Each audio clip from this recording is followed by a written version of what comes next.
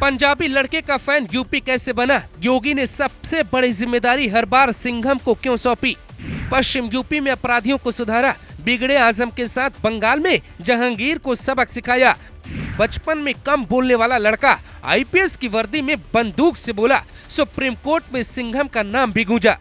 पंजाब के औद्योगिक शहर लुधियाना में पैदा हुआ एक लड़का जो बचपन से ही पढ़ने में बेहद तेज तर्रार रहा। हाई स्कूल में पंजाब टॉप किया। हिंदी, अंग्रेजी और मैथ पर ऐसी पकड़ थी कि 100 में से 100 अंक लेकर आए। बड़ा होके दांतों का डॉक्टर बना। छोटा भाई भी एमबीबीएस की परीक्षा पास कर डॉक्टर बन जाता है। पड़ोसियों को लगता है कि इन्होंने सफलता का मानक छू लिया, लेकिन इनके परिवार वाले और ये खुद इतने से खुश नहीं थे, बल्कि यूपीएससी का नया मिशन तैयार किया, जिसकी तैयारी साल 2008 में शुरू की। अगले 3 साल में ही ये वर्दी हासिल कर लेते। 2011 बैच के आईपीएस ऑफिसर बन जाते। अब आप समझ गए होंगे हम किसकी बात कर रहे। आईपीएस अजयपाल शर्मा की, जो योगी के खास ऑफिसर कहे जाते। इनका किस्सा बेहद दिलचस्प है। इन्हें पहली पोस्टिंग सपा सरकार में सहारनपुर मिलती, पर असली पहचान इन्हें रामपुर में तैनाती के दौरान मिली, जहां एक अपराधी का कानून की भाषा में इलाज करते और फिर आजम की ऐसी कुंडली निकाली कि आजम खान आज तक उससे बाहर नहीं निकल पाए।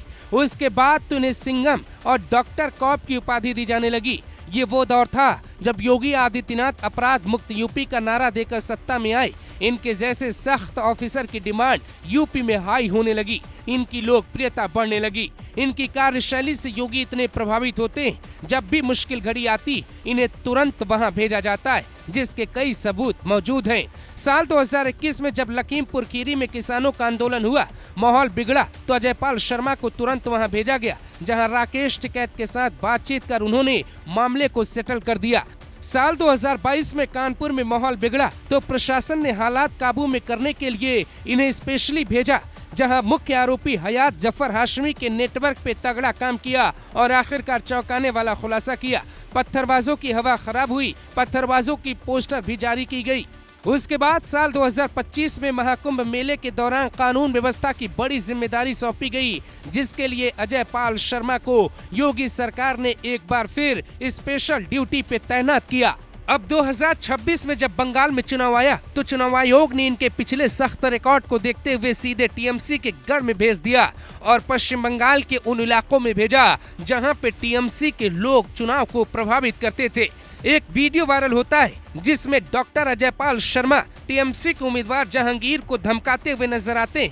मामला सीधा सुप्रीम कोर्ट पहुंच जाता है। उनके खिलाफ विपक्षी पार्टियों के वकील गुहार लगाने लगे कि जज साहब प्लीज अजयपाल शर्मा को हटाइए, लेकिन विरोधियों को कोई राहत कोर्ट से नहीं मिल पाई, बल्कि 29 अप्रैल की चुनावी ड्यूटी निभाने के बाद ही ये बंगाल से लौट आए, जहां उन्हें कई तरह की धमकियां मिली। पर अजयपाल शर्मा ने सख्त लहजे में ये बता दिया, सामने आजम खान जैसा भूमाफिया हो या जहांगीर खान जैसा खुद को पुष्पा बताने वाला बाहुबली, कानून व्यवस्था से किसी भी हाल में समझौता नहीं किया जा सकता। तभी तो नाजिया इलाही खान ये तक दावा करती, अजयपाल शर्मा जैसे 5 ऑफिसर भी बंगाल में आ जाए तो टीएमसी के आधे से ज्यादा नेता सलाखों के पीछे हो जाए।